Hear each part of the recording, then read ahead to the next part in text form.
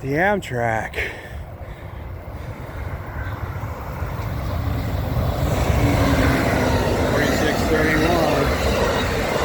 Wow.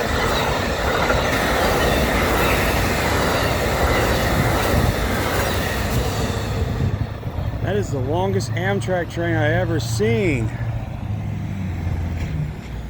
That's the Northbound Amtrak P392. That is the longest Amtrak train I ever seen. That train starts out in Arendelle, Illinois, and terminates in Chicago, Illinois, on Sunday, March 23rd, 2025.